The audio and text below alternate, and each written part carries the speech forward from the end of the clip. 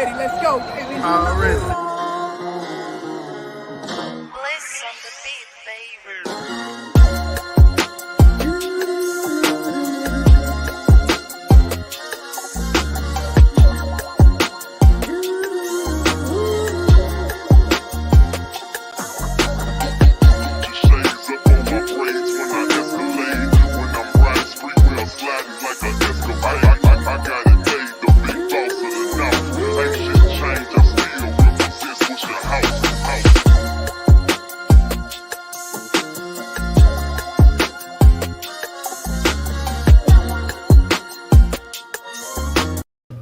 What up, world? What up, fight family? It's your boy Mac with StayReadyBoxingTV coming at you with some news you can use in another episode of Ringside Views.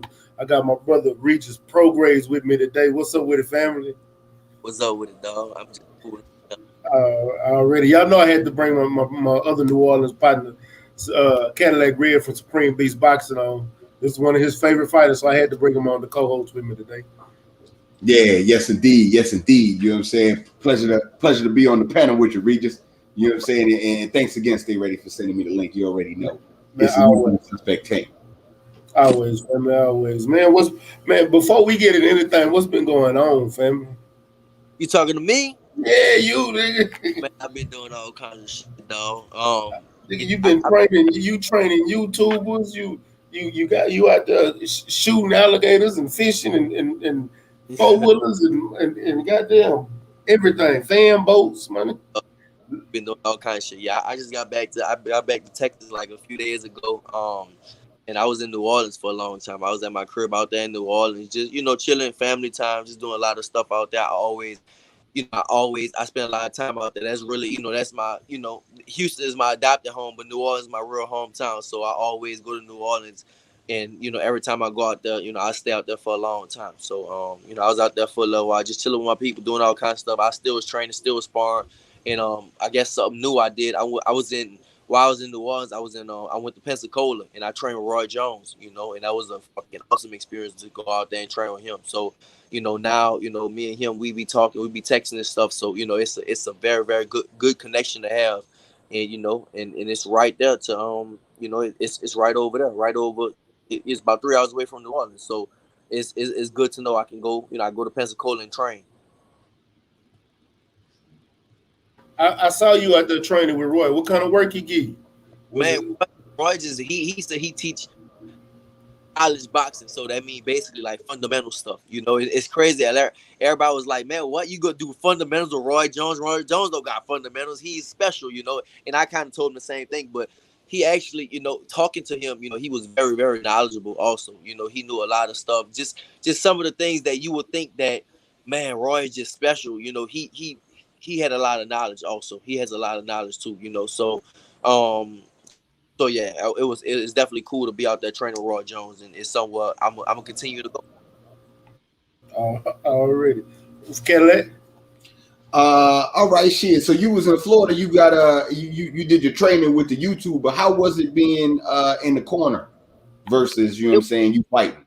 Right. It was a strange feeling because I never did that before. You know what I'm saying? The dude, Austin, he put that whole event together. Shout out to Austin McBroom for putting that whole event together. But it was packed, bro. And I'm not gonna lie, bro. Like, it was a show.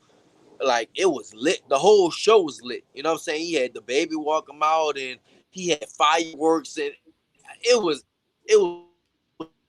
crazy, bro. Just to see how he did that, like, it was crazy. And just to be on the other side, and not in the ring, it was definitely a fun experience, and trying to work the corner and stuff like that. So it's an experience I'll never forget, and I liked it. Is that something you can see yourself doing on a regular, is training? I don't know, bro. Maybe I might share my knowledge, when I get older and close to retirement and stuff like that. But I couldn't see right now, If people don't know, I was actually a personal trainer for a long time. I used to be a personal trainer at LA Fitness. So I used to train people a lot of time. A long time I used to train people and stuff like that. But I think as far as sharing my in the boxing ring, I don't know. Maybe one day I'll do that and share my knowledge because I know a lot of stuff about boxing, but. As far as right now, I want to be inside the ring. And that was going to be my next follow-up question to you. I know you like being in the ring. Was it any frustration when you training somebody and the nigga don't do what you want them to do, or do what you would do? Well, so I only did that with Austin, what I mean, with the YouTube, with him and stuff like that. So now it wasn't no frustration, nothing like that, because I know he's not a professional boxer, but he actually, bro, he did. I don't know if y'all saw the fight, but he did way better than I thought he was gonna do. He did. I mean, he stopped the dude. He was throwing punches.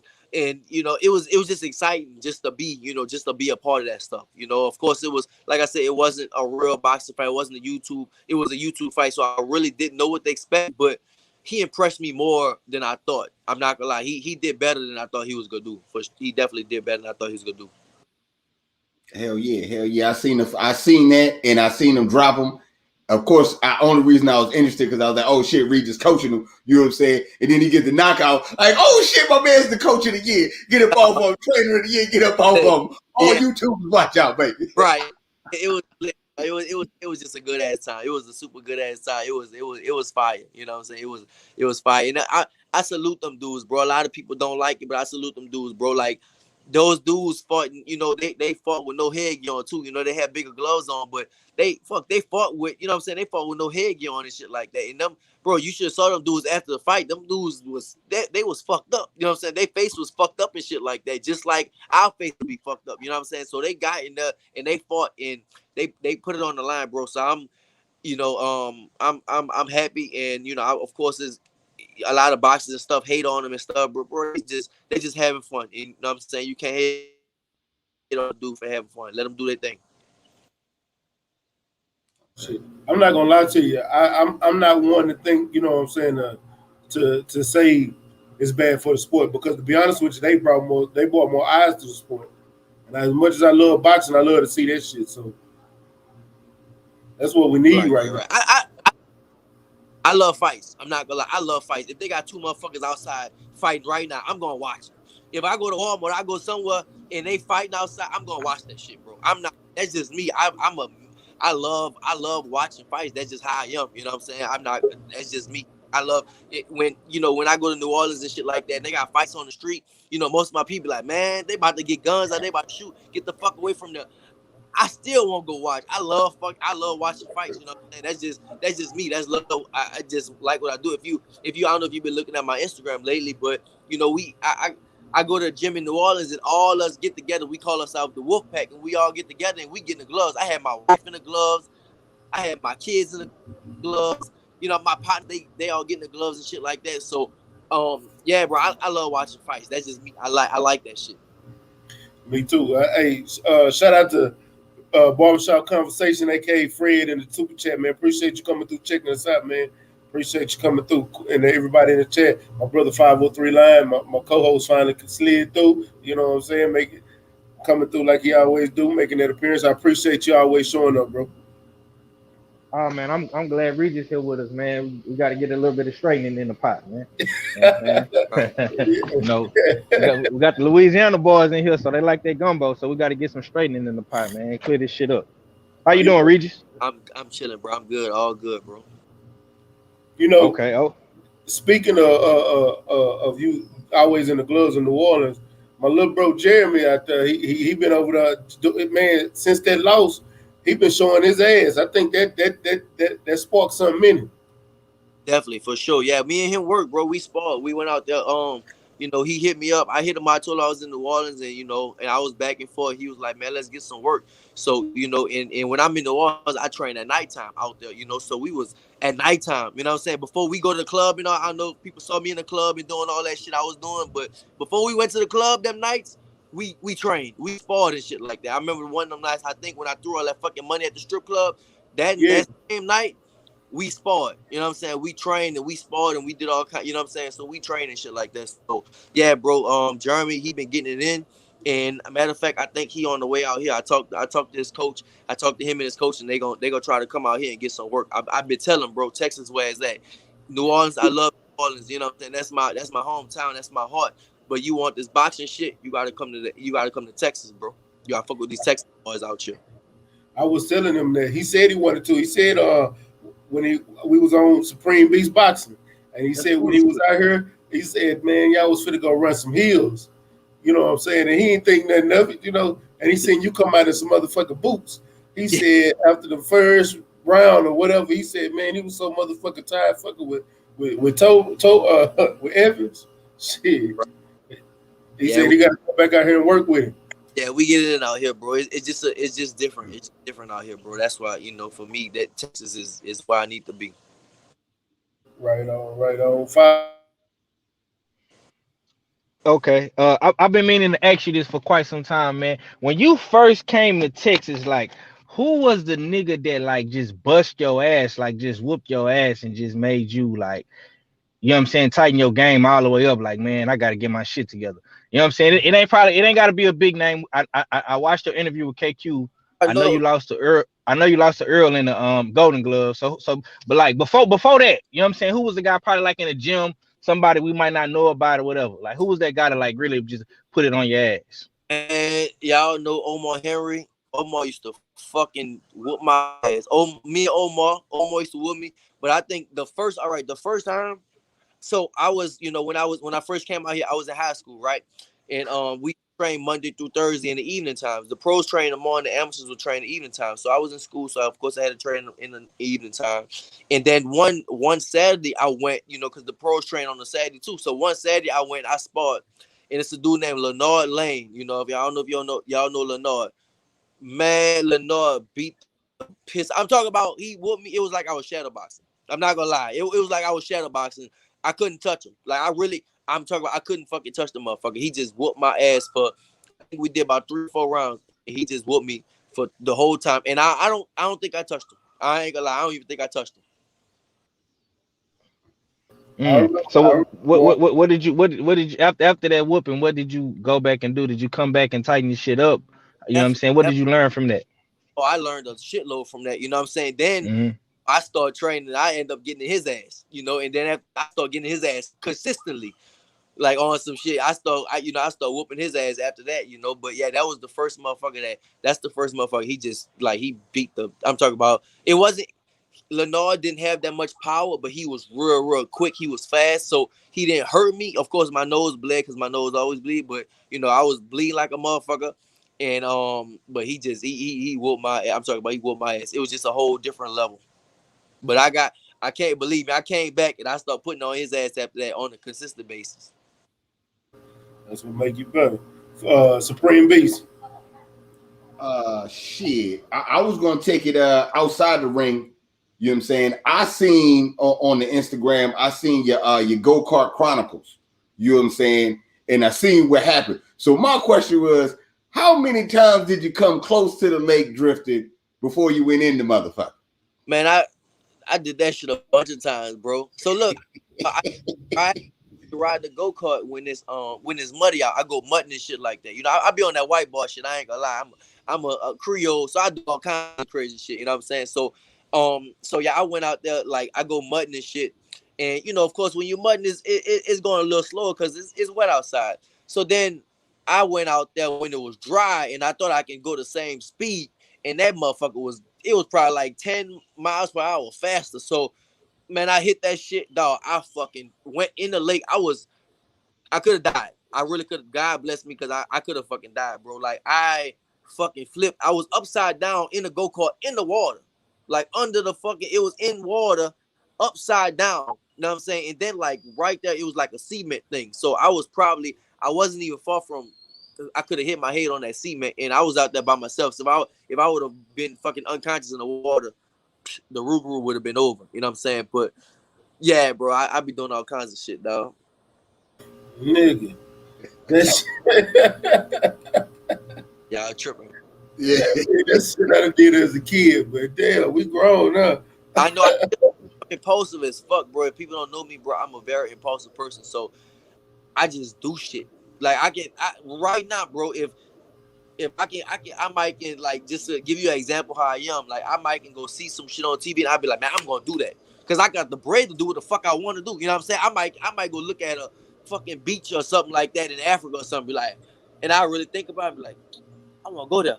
I ain't got no schedule right now, so I can really do what I want right now. So, and I'll be thinking about shit. And sometimes my partners call me like, man, I'm going here, and I'd be like, fuck, all right, I'm coming with y'all. So I just really get up and do what the fuck I want. So like I said, I'm just impulsive. So I was actually, we was doing some shit at the crib that day, and I just went out on a go-kart, and it ended up being a long ass thing. And so another part, bro, when I did that, when I flipped on the go-kart and shit like that, I went to go get my coach's truck, Coach Bobby truck, to pull a go-kart out, and I got his truck stuck in the mud too. So it like I was all fucked up that day, dog. Goddamn Bobcat. Yeah, I got his truck stuck. I was like, it was all fucked up. Damn, this shit sound like fun though. I ain't gonna lie to you. I have fun, bro. I live the life. I ain't gonna lie. I just live like I like to have fun. You know what I'm saying? I'm serious when it comes to this boxing shit, but outside that, bro, I just like to have fun, bro. I'm just, I'm impulsive and I like to have fun. That's it. Yeah. Now you sent me something a while ago saying that you was in negotiations with Mikey. Right. You know what I'm saying? Hey, have y'all finalized that fight yet? It's not finalized, bro. Hopefully, I'm the boxing guys. Hopefully, they come through. I definitely, that's a fight I definitely want. That's a fight he said he want. Yeah, we negotiations right now, but I think right now the issue is the Canelo. At the zone, Canelo is the big boss, and so everything kind of goes around his schedule and what he's saying. So I think we just got to finalize the date, and figure out when we're gonna fight. So I think, hopefully sometime soon. I don't know no exact date, but hopefully they'll let me know something sometime soon. Really. On that same note, is it gonna be on the zone? I think so. Yeah. I think. So because Mikey signed over there, and is it gonna be at a catch weight or is it gonna be at 140? I'm saying 140, but Mike, bro, I was on I don't know if y'all saw. I was on FaceTime with Mikey, bro. Mikey looked big as shit. So I don't know. I don't know if it's gonna be at 4. I rather do it at 140, but Mikey looked fucking huge. So I don't know, bro. Maybe it'd be at a catch weight or maybe it'd be at 140. I don't know. I don't know what's gonna happen, but I'd rather be at 140. Hopefully it's at 140. Hopefully it's at 140. Because I don't want to see you move up yet until you get your revenge. I'm not moving up. I don't want to move up until I get my Exactly. 503. Okay, man. I was checking your YouTube channel out, man. If y'all haven't, go subscribe to Rougarou Life TV, man. You know what I'm saying? The link is in Regis bio on Instagram. But I seen that you was in Miami, you know what I'm saying, with the homie Austin, and he had a fight. Was that like the YouTuber versus TikTokers, man? And tell me what it was like being a coach and looking at it outside the ring versus being in the ring. And how was that experience, man? And would you probably consider doing that, in the future when you know what I'm saying, put the gloves down, or you know what I'm saying, would you ever like to get into coaching, with with your kids or with some of the young youth? You know what I'm saying? How was that, bro? Training young Austin and being a coach. It's great. We just went over that. We just talked about it. But it was a cool experience. It was a cool experience, bro. I don't think I would want to be a coach right now. I like being inside the ring than outside. But as far as being Austin and stuff like that, it was a cool experience, bro. It was just the whole YouTube thing, they put on a great show. And and people, if people don't know, I'll give them credit. Austin was the one that kind of put all that whole show together. You know what I'm saying? So I definitely, shout out and salute him for doing that. But yeah, bro, as far as me being a coach, I don't think I want to be a coach. Especially not right now. I like being a fighter, bro. I love boxing, and I want to be a boxer, and I don't see retirement no time soon for me at all. So, but like I said, we'll see. But the whole thing with Austin and them, bro, it was just a good experience. Even though it wasn't real professional boxing, it was just a good experience. Just being outside, being outside the ropes, then looking from the coach's perspective. Okay. What? Oh. Hold on, Red. I got one more, and I'm gonna let you have it. What has been the funnest place you've been to this year post pandemic with your boys? Because I see y'all going from Cali to New Orleans, back to Texas to Miami. What has been the most funnest place you done had experienced this year? Honestly, bro, we have fun everywhere we go. We can be in the house and we gonna have fun. You know what I'm saying? We have a lot of fun everywhere. But I think that probably when I went to Cali, when I went to Colombia to get my teeth and shit, that was a good little time. Let's just say that was a real fun time. We went to Cali, Colombia. Yeah, that was okay. everywhere we go, okay. bro. fucking everywhere we go, we have a lot of fun all the time. But Cali, Colombia, I like going out the country because nobody know who you are, and you can really, you know what I'm saying, you can really turn up and you can really have fun. And I kind of like that better, you know what I'm saying, for me. And I just like that. Okay, go ahead, Red. You said it was a lot of theatrics with the YouTube fight and all that. Is there anything that you seen outside the ring, or like you know, entrances or whatnot? Did you see anything that you want to put in your game? Entrances, As far as like theatrics or whatnot, you know what I'm saying? it was just how the show was, how they made that show. It was like a fucking concert. You know what I'm saying? So I think right now in this era, everybody's kind of, they trying to do that concert music, rap, hip hop thing with the boxing. And you know, Triller was trying to do it, and a lot of people trying to do that. But I think for me, their show was fucking A1. Like that just show that Austin put on, it was just live. I don't know if I think, but I think it was because of the crowd also, to be honest, because the YouTube and TikTok and the social media crowd, it's young mixed with the old, right? So you got a lot of young kids, and they lit, they loud.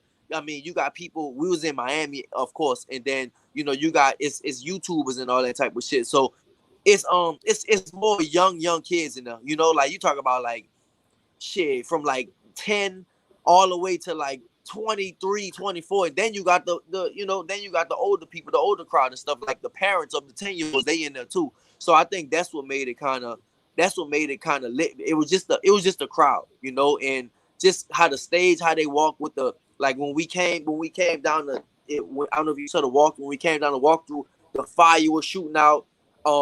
They had I think the Migos was there, of course.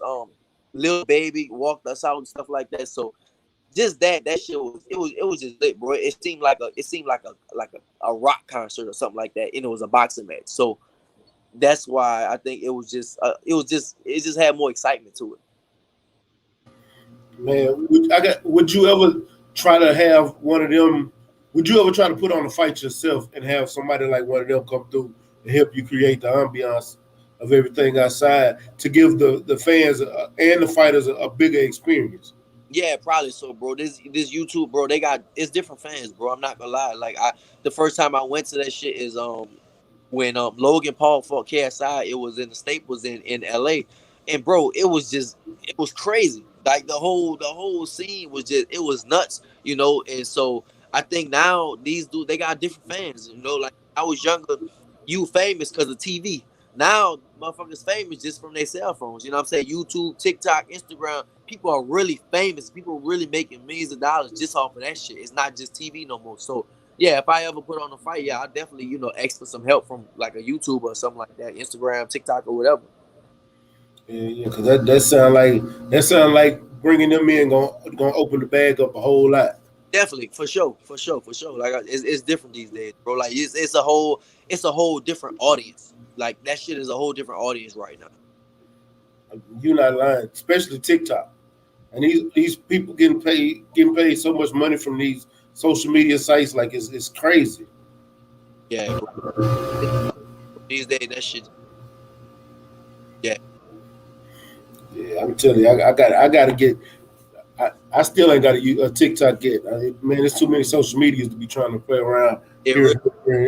Telling me get that, I'm like, damn, bro, I must be getting older because I don't want to fuck with that shit. You know what I'm saying? I don't either, bro.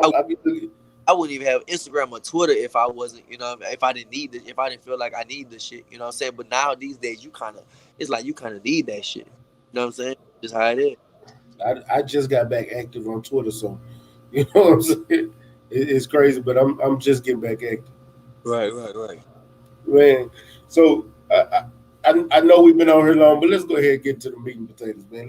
Let's get some straight. Now, I know you had you did that interview on the Zone Boxing Show, man. Right. And I know you was frustrated about not fighting Marios Barrios and not fighting Adrian Broner, which fights that was promised to you, but you hadn't really worked on those fights, and right. you was, and I guess that whoever the English Twitter page is or whatnot, he posted and it kind of went viral because he took the words out of context. Man, can you explain what you actually said, and what did you mean when you said it? All right. So what I actually said is non-debatable because you can see the video, right? But now what I mean by, like, so I don't think that it was. Maybe it wasn't promised to me. Maybe it was. Maybe that was like the fights that we was looking forward to. I don't think maybe it wasn't promised to me. Maybe that's some shit that I heard that probably didn't. That really didn't come from me or whatever. But I guess it wasn't promised to me. But they was telling me, from my side, my managers, they was like, we gonna get Mario Barrios, right? This is the whole. I'm gonna tell you the whole situation, right? So I fought me, Barrios, and Tank. We fought on Halloween, right? It was Javante Davis undercard versus Leo Santa Cruz, right? So we all fought, it was us three, on the TV part, right? And so I thought that from me and my perspective, I thought from what I heard, they were supposed to make me and Barrios next for the belt.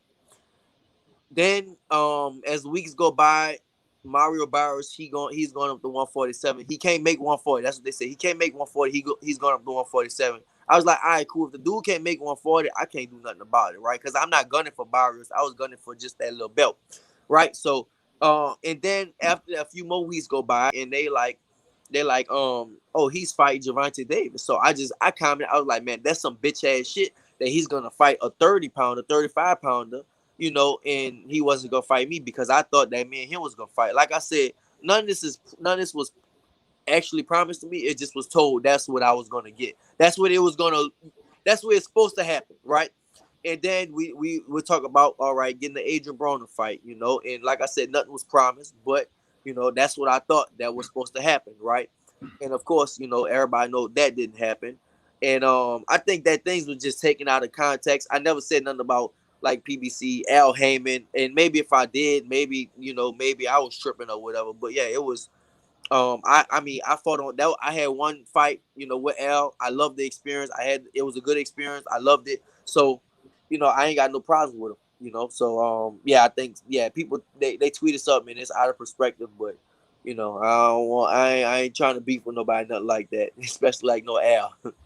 I already know because as of right now, Al is still your advisor too, right? No, I'm not signed with Al. Not. No, I'm not. I'm not signed with Al. We did that. Like I said, like Leonard Ellaby said, we did that one fight.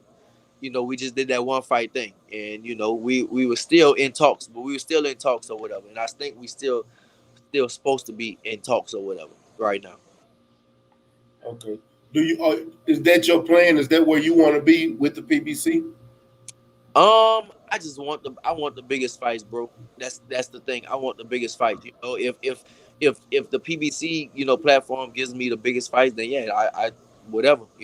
I definitely just want the biggest fights. That's kind of what I want. Right on, right on. 503. I want to ask you this, man. Let's just say hypothetically you don't get the Mikey Garcia fight for whatever reason. Is there anybody else that you gunning for at 140? Maybe like a Matias, Akhmedakov, who the other guy who fought on Tank undercard, who had the tough fight with Barrios. Anybody else at 140 you got your eyes on? Because I know Josh Taylor not finna fight you right now. You know what I'm Um, saying? So what are some other guys that we could possibly or I you could possibly match up with? I want something. I want the big fights, bro. Honestly, I don't even know who them dudes is. I think the other dude you named, I think the Matias or something like that. He called me out, and of course, for me, bro, I have no problem fighting nobody. Everybody know that. But I definitely, I want big fights. You know what I'm saying? I feel like I after the Josh Taylor thing, I had two little. I had two fights after that. I proved myself. I got two more knockouts. And one that was undefeated. The other one's Ivan. Which is he's a tough little opponent or whatever. But now for me, I'm ready to start stepping back in the big leagues again. So for me, Mike Garcia it's a big fight, and that's kind of the fight I want. I know I'm not gonna get no Josh Taylor rematch right now. And honestly, bro, it doesn't make sense for me to even fight Josh Taylor right now at 140. Me and him, we're gonna fight again at 147, and it's gonna be a super fight. But right now at 140, why would he fight me? It'll be bigger. It'll be bigger if it's at 147. Like a few years down the line. So, but yeah, right now I do want to be a champion again at 140, and whoever can set me up for that, that's where I'm gonna go. Okay, one follow up question, and I'm gonna pass the mic. Uh, do you feel like if you beat Mikey Garcia, when you do beat Mikey Garcia, will you get credit? Because it seems like when Earl beat him and dominated him, nobody really gave him credit. They was like, "Oh, that's little Mikey. Why Right, he didn't stop him? Why he didn't do this?" right, So right. so how would you feel about that when you do beat them all? Have you thought about that? I mean, listen, when I beat Mikey, I think that it's always gonna be somebody making excuses. They gonna be like, Mikey was, he was big and he was on the verge of retirement. They might say all that stuff, but for me, I don't care about that, bro. Like I'm gonna fight Mikey. Hopefully, I'm gonna fight Mikey, and when I do, I will beat Mikey, and I'm gonna beat him convincingly. And and then people just they gonna have to give my credit. You know what I'm saying? I think they just gonna have to give my credit with the arrow thing. Yeah, people just always gonna talk. That's just what they gonna do. Cause Mikey, what you gotta realize in boxing, people got their own fans, right? And you can't convince somebody's own fans from they got everybody got their own fans. I got my own fans. I got ride or die fans that they roll with me no matter what. They roll with me through hell. So Errol got the same type of fans. Mikey got the same type of fans, especially if they just fans. They not boxing fans. They just fans of that person. You're not gonna change those people's mind, and it's a lot of people like that. They might know just that person, but they not real boxing fans. So you can't change. You can't change those fans' mind. It is what it is. And I don't try to change nobody's mind. That ain't my job. But my job is to go out there and do what I gotta do, and and just go out there and do what I gotta do. Before I get to you, Cadillac, I'm gonna knock off two questions real quick because you already said you're not moving up no time soon. But BFTB said the only fights left for him are Taylor and Tank, and the Mikey is the fight to be made. He did mention that. But and shout out to BFTB. I see you done sent everybody over here. But I seen Jiffy Morales just jumped in the chat. That's the homie. She Right. trained over there with you. I know you help out with her. She got a fight in 14 days. Man, give us some encouraging words for her fight.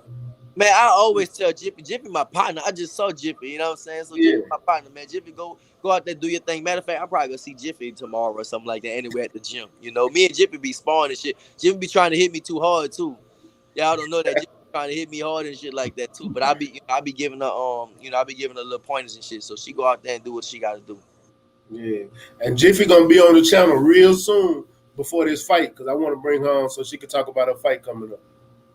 So yeah, man, salute to Jiffy. All right, Cadillac, go ahead, bro. Do you have any plans on moving up, or when do you see? I know you said you want to stay at 140 as long as you can. How many fights do you think you have left at 140? I want to be a champion until I'm a champion again. So yeah, bro. Until I'm a champion again. And we just don't know when that's gonna happen because, of course, the belt's tied up with Taylor got all the belts right now, so he kind of controls the division.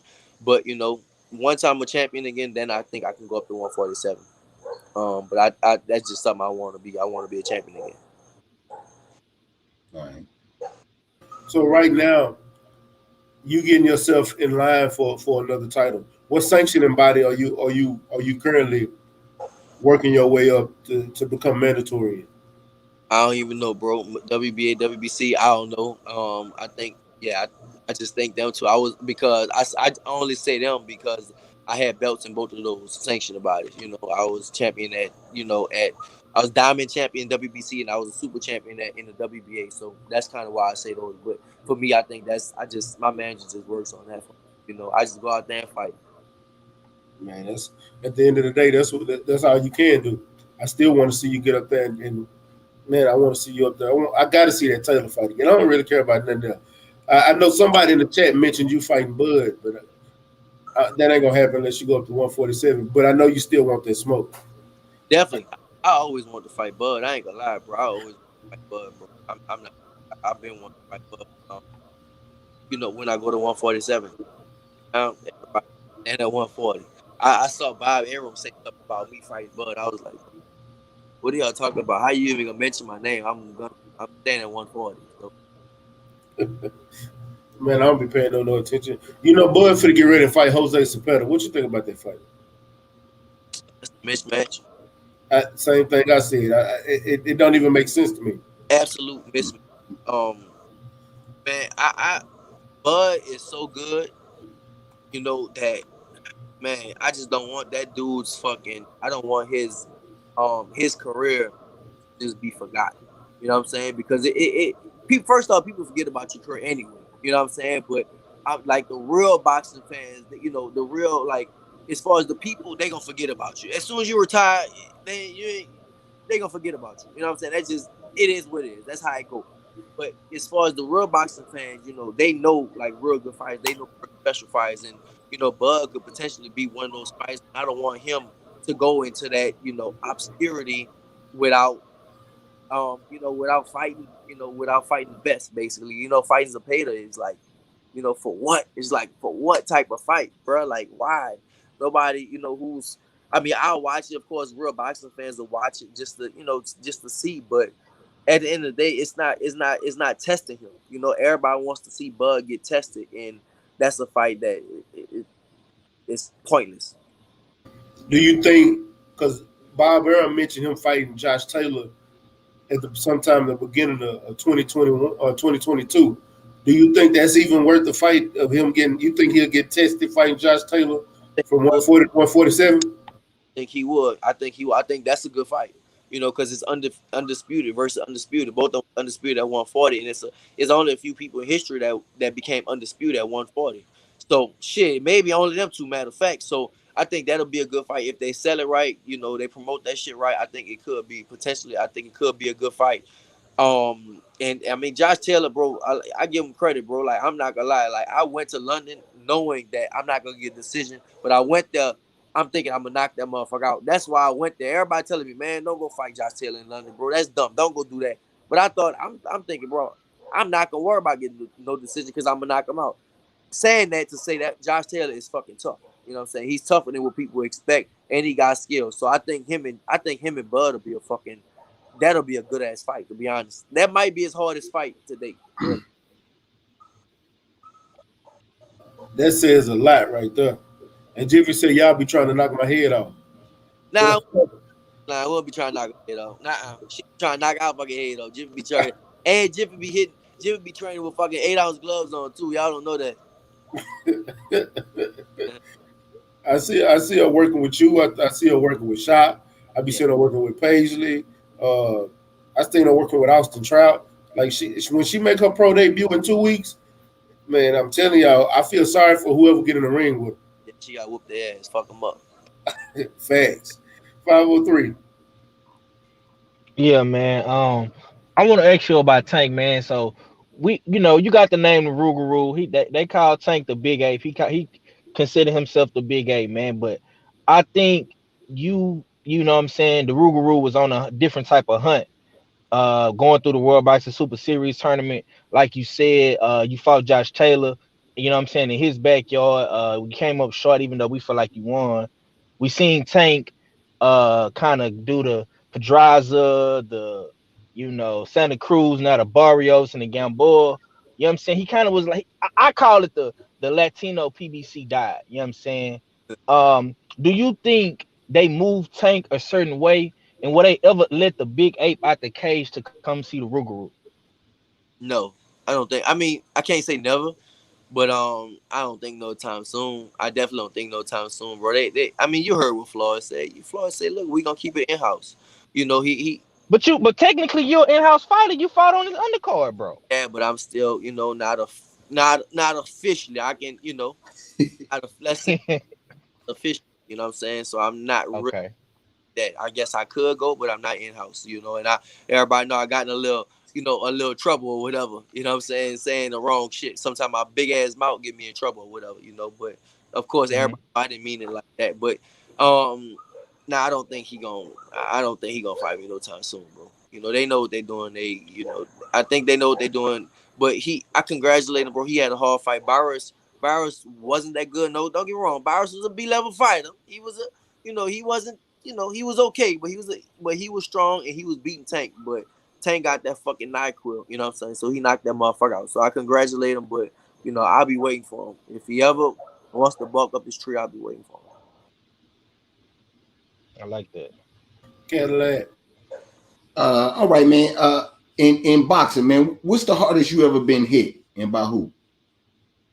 Oof. That's a good question. I've been hit hard by a lot more. All right, I sparred a fucking heavyweight before, and yeah, I sparred a heavyweight, and then I used to spar this other dude. He was a fucking light heavyweight, and I remember sparring him with fucking 14-ounce gloves on, and then I sparred another. Then I, not even in boxing, me and my partner at the time, he was like 215, cock diesel, no fat on his body. And my dumb ass thought I was tough. I let him put the 8-ounce glove on, and I put the fucking 16 ounces, and he hit me, and I was like, oh my, like that's probably one of the hardest I've been hit, bro. I've been hit by pretty, and I never got knocked out ever. So I know I got a fucking chin. When that motherfucker hit me with them 8-ounce gloves, I'm talking about it was crack, like it was bone on bone. I don't know if you ever throw a punch with them gloves, but like when you throw a punch and you go straight and your fucking fist go through that glove and you feel that bone from your knuckle, you feel that bone from that face. That's how it was with me. And I still didn't go down. I was like, oh, I'm a tough motherfucker. From a heavy with an 8-ounce glove on. It wasn't tough, it was. I did spar with Tuffy. The 8-ounce wasn't Tuffy, but okay. I did spar with Tuffy. Yeah, Tuffy fucking hit me before too. Yeah, that big motherfucker. Tuffy like 250 something. Yeah. Tuffy a big motherfucker, dog. Yeah, big motherfucker, dog. Tuffy fucking, he hit me before too. Yeah, he getting ready to retire too. So yeah, shout out to my brother Tuffy. Hey, BFTB asked, he said, why did Bud duck him at 140? I don't think Bud ducked me, bro. Bud didn't duck me. I won't even cap and lie and say that shit. Nah, Bud didn't duck me, bro. He just had bigger and better things to go. You know, he went up to 147. That's all. At the time I was coming up, and I think I was ranked like number 2 or something like that, and Bud was the champion. Of course, I wanted to fight Bud, but you know, he left the division. He did what he had to do. After he knocked out Dongo, he became a fucking undisputed, and then he went up to 147. That was it. Yeah. I was looking forward to it because your ass was calling him out relentless. I was calling him and Braun. Bro, I've been calling Braun out forever. I remember after one fight, I called out Bud, I called out Braun, and I called out Victor Postol. And I said, whoever can get it. And they actually gave me the Postol fight. And me and he was scheduled to fight, but it just didn't happen. He had an injury in camp, and that's why I ended up fighting Julius Dongo. Damn. That poster fight would have been a good fight back then. Now, it ain't even worth it. Fuck no, I would fucking Postol. Man, he said Tank was was ahead on the official cards prior to the 8th round. Knockdown, reach. Oh shit, I don't know. I guess they talking about the what's the name? Yeah, I saw that. Yeah. I mean, maybe I thought he was losing, but you know, whatever. But still knocked him out. Don't matter because he still knocked him out. He say you humble, but you was duck. He said Bud fought the guy ranked behind you. Which one? I'm trying. Who you talking about? BFTB. Oh no. Do you think you'll ever get that AB fight?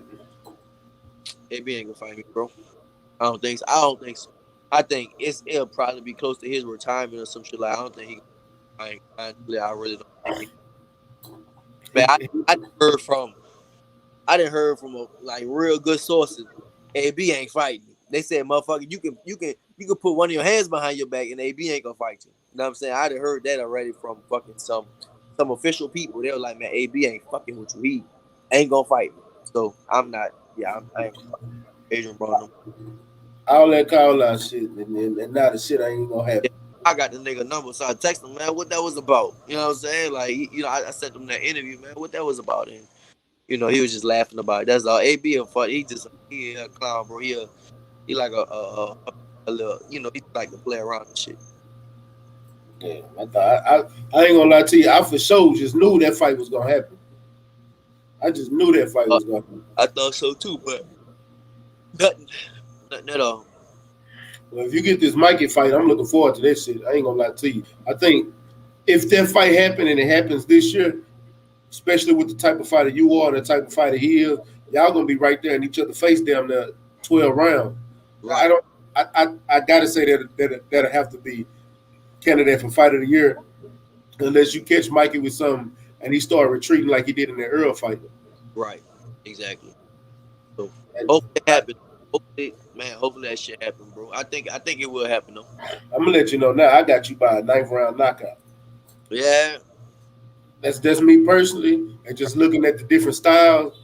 And Mikey got good defensive with that high guard, but he's still there to get hit. He's a standing target. Right. And I just both of y'all are relentless. Mikey punch output increases in the later rounds, but man, it depends because it Right. damn sure didn't increase against Earl. Nah, exactly. Right. You Right. know, it just depends. 503, you know.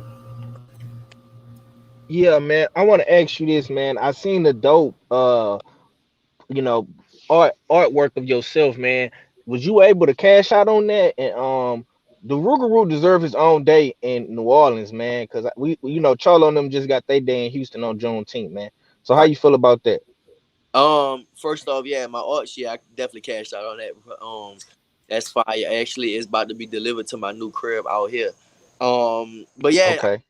same thing, bro. As far as the whole thing, the whole um the day in New Orleans, I was supposed to get the key to the city a while ago. I talk to the mayor all the time, but it's just some shit happened. But it'll happen, bro. I mean, for me, it's all timing. You know what I'm saying? So we'll see. Yeah, all that stuff is timing. I just saw what your boys said it was.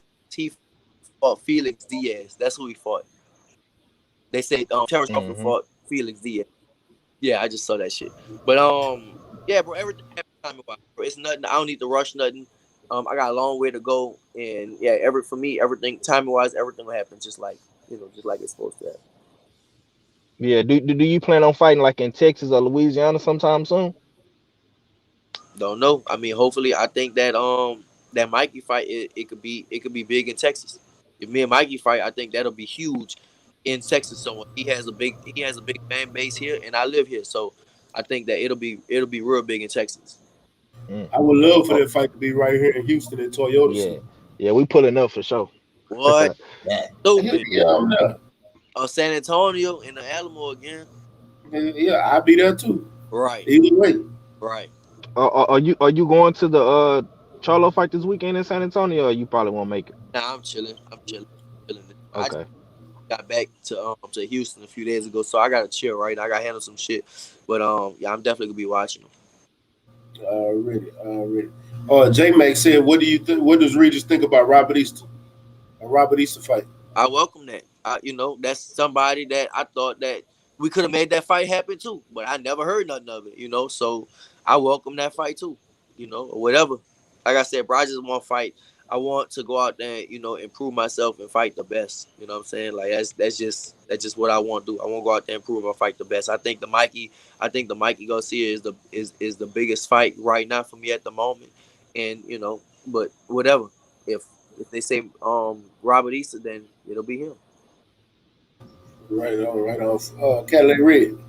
Okay. So you say you want to be a champ at 140, right? So let's say Taylor moves up and he vacates all the belts. Which belt you going for first, and are you going to try to get undisputed, or you just going to get one of the belts? I don't think I'll try to get undisputed. To be honest, I think I just get one of the belts. I don't have no pick. I don't have no pick of which belt. Whatever one I can fight for, that's it. And then I think I'll go up to 147, unless it's like another big fight at 140. Then I can, like it's another belt or something, a big fight I can fight at 140 for another belt. But for me, for me in my mind, after I be a champion at 140 again, a two-time champion, then I'll go up to 147. But it don't matter as far as the belt wise. It doesn't. For me, it doesn't matter. J.A. Dix said, "I want to see Regis running back with Taylor and fight Matias, Ramirez, Russell, and Mikey because AB is done." Right. Damn. And Regis is the boogeyman at 140. Well, your fans showing up tonight.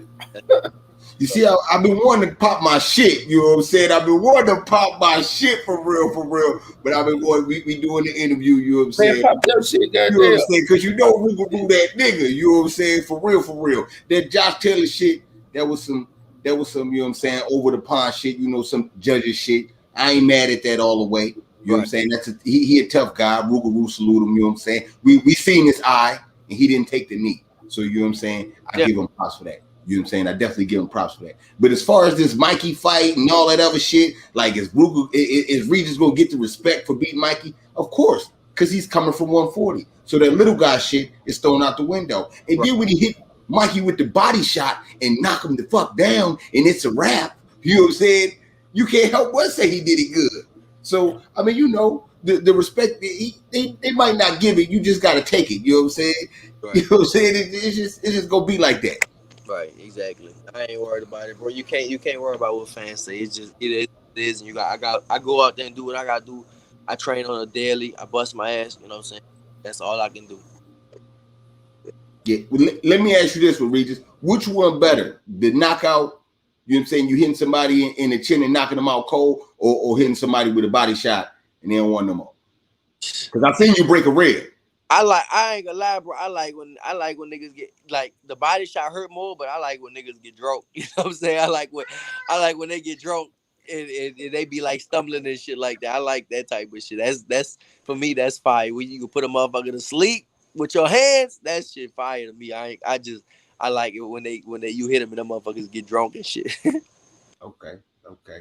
Yeah, that's that you got that from your favorite fighter, huh? Mike Tyson. Like Cause Tyson. he was the king of that shit. That's why you like the Mike so much, cause he can make a nigga look drunk. Yeah, I mean it's a lot of people that made him look drunk and shit, but yeah, Tyson. Yeah. I just love Tyson, bro. He was just so fucking ferocious, and he was, he just was in your face and just fuck people up. You know what I'm saying? He wasn't no businessman. He was a fighter, and that's what I just loved about him. I saw him do an interview, and he was like, man, the most of these fighters, these days, these fighters, they're businessmen. I was a fucking savage, and I feel like sometimes I feel the same way. You still got to be a businessman, but for me, I just love the sport so much. That's kind of what I want to be. I, what do you see when you do retire? Do you see yourself retiring at 154, 160? Maybe, maybe it depends. Probably like 154 or something like that. Yeah, it depends. I can't really say right now, but Yeah, I know you ain't even thinking about retirement. You trying no, to be a multi-division I champion. listen. I feel like I'm just getting started. That's the thing. Like I became a world champ. I was already a world champion, and I don't know, for some reason I just feel like I'm just starting. I'm just getting started. Like I'm just hungry. I just want to fight. I want to fight the best, and I'm just hungry to get back in it. I'm hungry. Just I love the sport so much. And yeah. So I can't even retirement is the last thing on my mind. Right on, right on. Man, 503. I seen you got the Marvin Hagler tattoo, man. What inspired that, man? And what did you like about Marvin? You know what I'm saying? Was he one of your favorite fighters as well? Definitely, definitely. Marvin, of course. Marvin for sure, one of my favorite fighters, bro. Marvin, I love Marvin Hagler, bro, because he just had that. It was like he never really got that credit, you know what I'm saying? And I feel like the same way, in a way, I feel like I still don't get the credit. And he had a chip on his shoulder, and he just bust his ass. And that's kind of, he didn't have like a fancy style or nothing like that. He just whooped ass. He just beat the fuck out people. And that's kind of just what I like. And it's just something that I loved about him. So of course I got that. I got him a part of my sleeve. Mm. Yeah, man. Marvin always said, man, he was good, he was black, and he was a southpaw, man. So then nobody want to fight him, man. And they Do, gonna do, do you feel like that's true? Do that somewhat kind of resonate with you a little bit? I think it's a little different these days, being Yeah. black and southpaw, it was way harder back in the day. But I Hmm. definitely, I definitely feel like, people duck me and stuff like that. But when you good, that's just what's gonna happen. People gonna duck you and it is what it is. And another thing I love about Hagler is just how he came back. He could have definitely quit, when he had to draw with Antifermo, and Antifermo kept his belt. He could have easily, gave up and stuff, but he went back to the gym, he bust his ass even more, and he became a champion. He fucking held that belt for a long time. So that's just something else I like about him, bro. And yeah, Hagler was a man. Hey, the chat asks, what was the best KO you ever had? Let me see. I like the Undango fight, bro. I'm not gonna lie. I like that. I like when cause I fucked Undango up bad. You know what I'm saying? So I ain't gonna lie. I like that fight when I fought Undango, cause it was just like at that time, yeah, it was.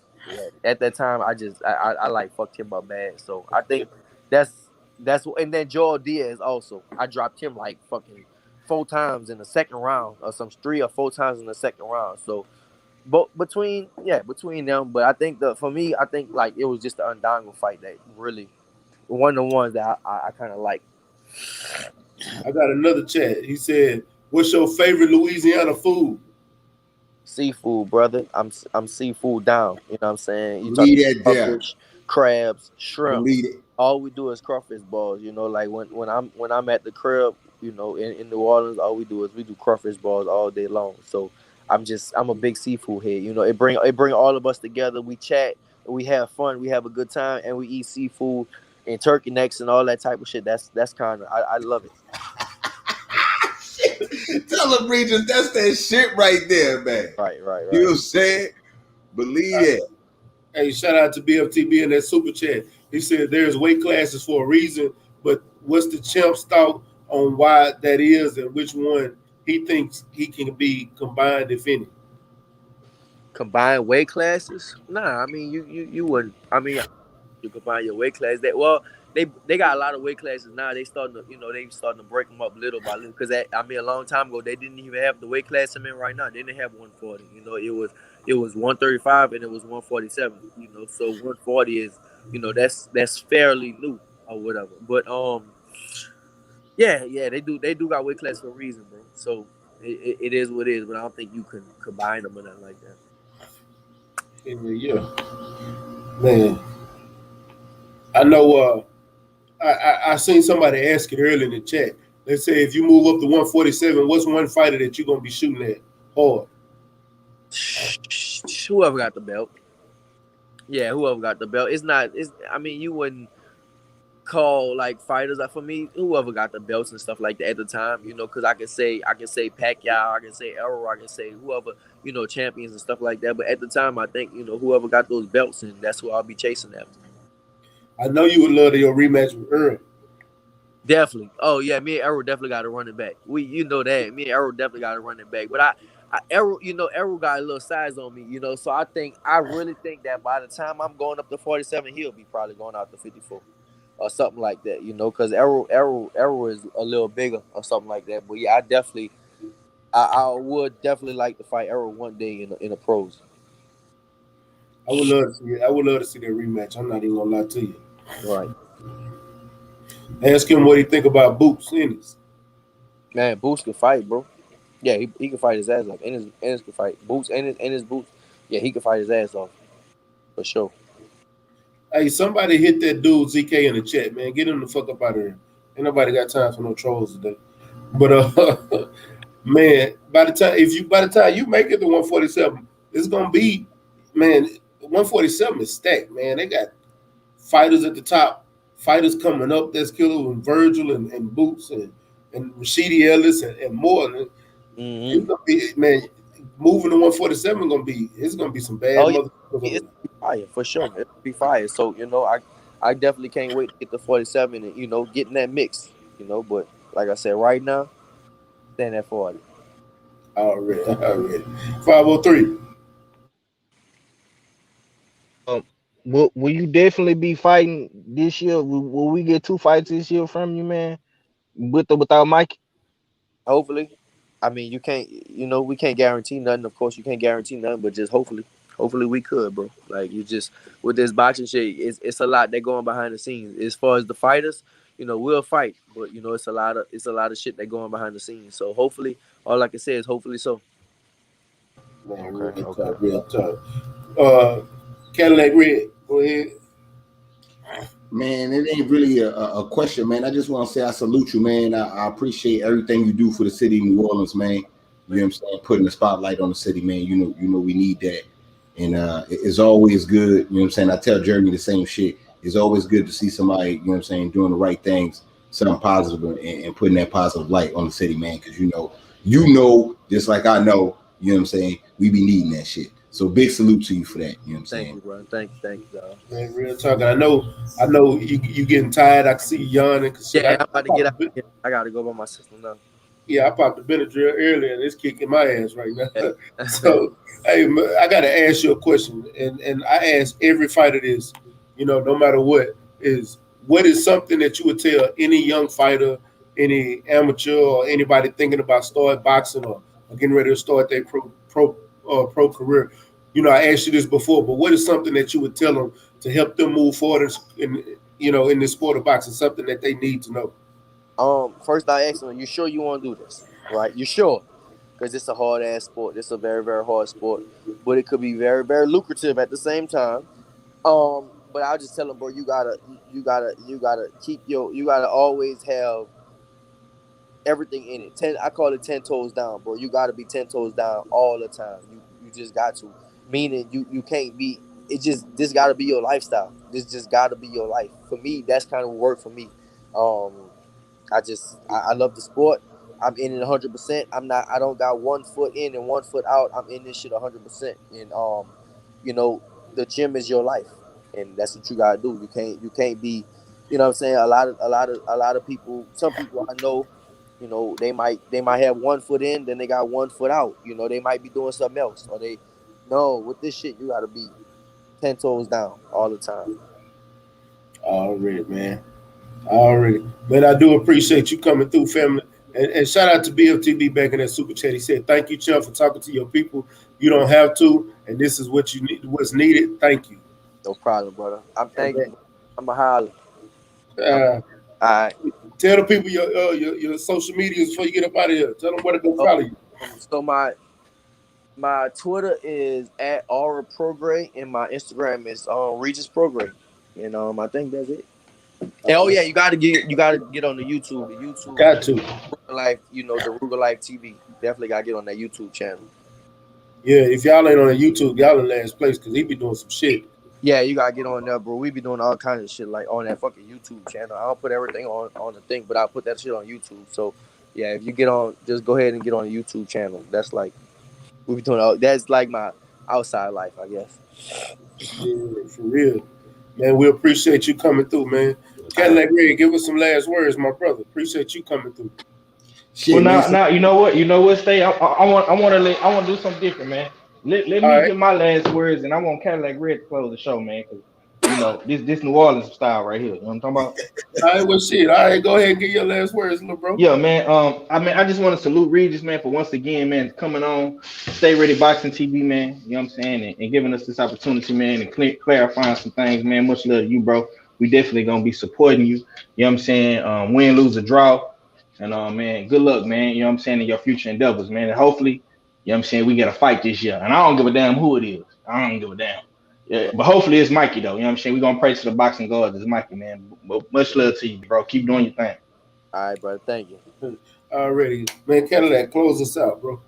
Shit, man. Salute Regis, man. Once again, man. I definitely appreciate it. You know what I'm saying? The family appreciate it. You know what I'm saying? Coming through, straightening shit up. You could have went anywhere else, you know what I'm saying? But you came here with us, man. So we definitely appreciate that shit. No doubt.